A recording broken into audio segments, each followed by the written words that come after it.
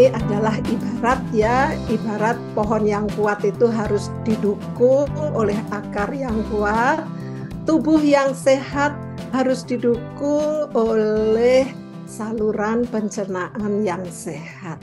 Ya, nah ternyata di saluran pencernaan kita itu terdapat triliunan mikroorganisme, ya.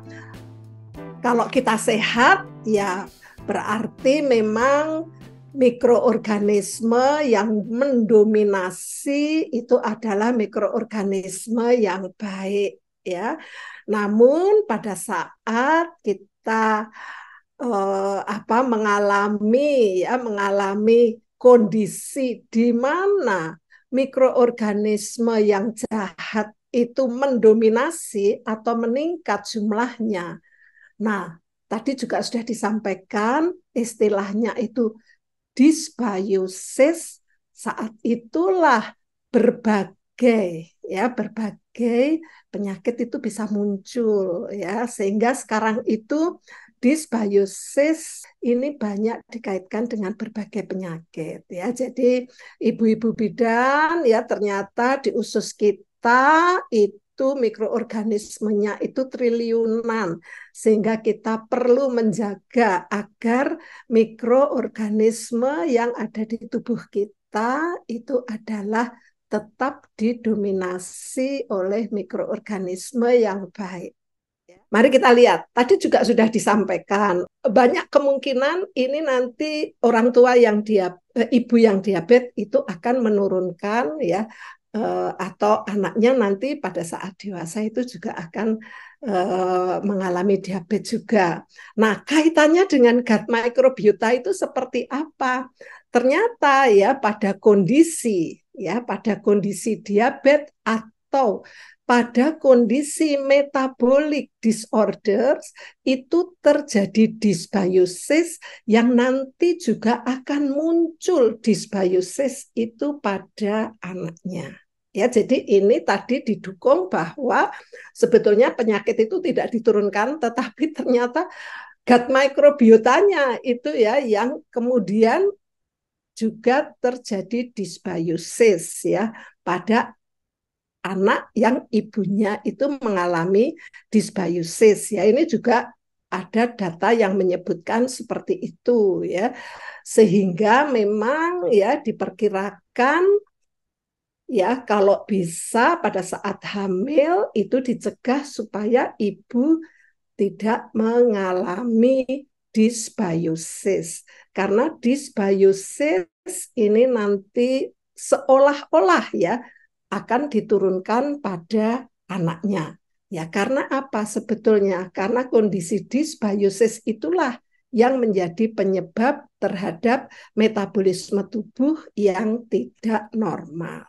Ya, nah ini dysbiosis dan kemudian saya akan menjelaskan terkait dengan probiotik.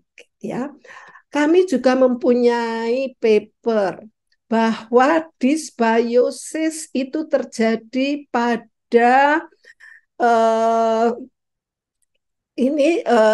orang-orang yang mengalami diabetes dan obesitas.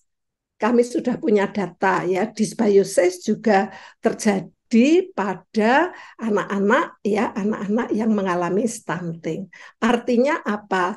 Pada kondisi dysbiosis ini nanti juga dapat menimbulkan berbagai penyakit atau kebalikannya, ya.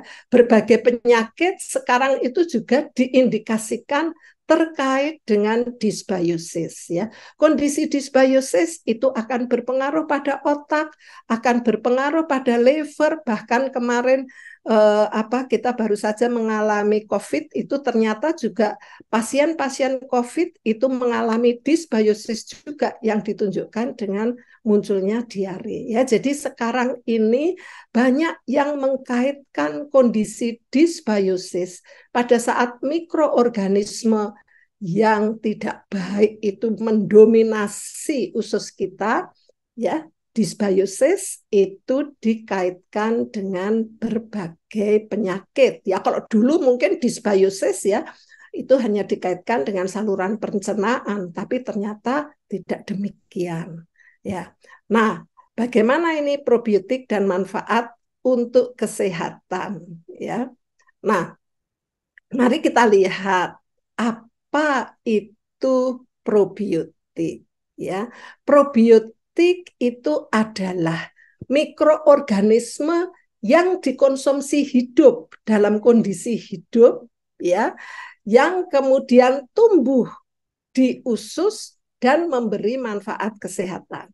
Jadi persyaratannya mikroorganisme itu harus hidup ya di usus dan membawa manfaat kesehatan. Ya, nah untuk ya menjadi probiotik itu mikroorganisme telah diseleksi berdasarkan banyak sekali persyaratan ya. Jadi kalau sudah ada istilah wah itu bakteri probiotik, itu berarti sudah pol-polan. Karena apa? Karena sudah mengalami isolasi ya yang sangat ketat ya. Paling tidak dia harus tumbuh di usus dan membawa manfaat kesehatan.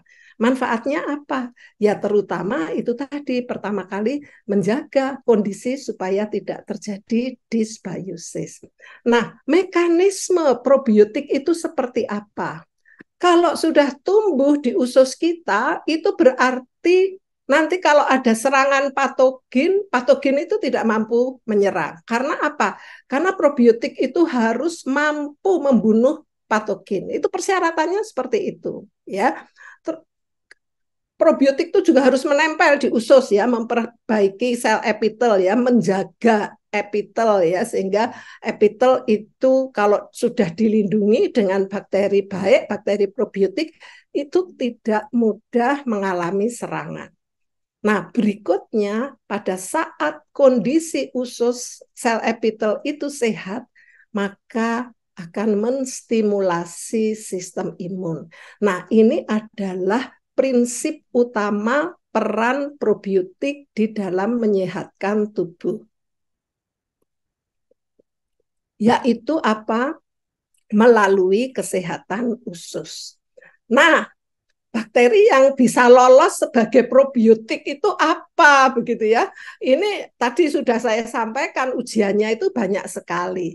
Probiotik, prebiotik itu juga sudah diadopsi oleh para ahli gastroenterolog ya sedunia ini sudah membuat guideline ya yang disebut probiotik itu bakteri apa saja. Ya, jadi bakteri probiotik itu harus jelas strainnya. Ini ada beberapa contoh ya. Lactobacillus casei shirota. Yang kemudian digunakan pada minuman susu fermentasi. Ini Dokter Shirota itu menyeleksi bakteri probiotik itu butuh waktu tidak hanya tahunan ya, lebih dari 10 tahun sampai mendapatkan isolat yang benar-benar nanti hidup di usus dan dapat membunuh patogen, menyehatkan usus.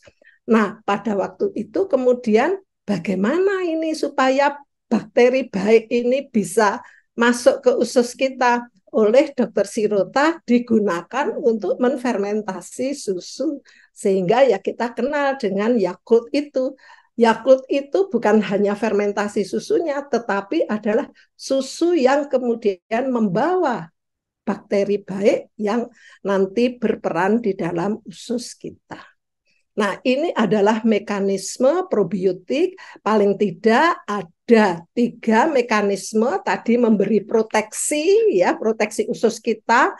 Ternyata tidak hanya memproteksi ya, tetapi juga menghasilkan metabolit yang membawa manfaat bagi usus, ya. Dan kalau usus itu sehat, sistem imun kita juga akan baik. Saya kira demikian. Saya kembali.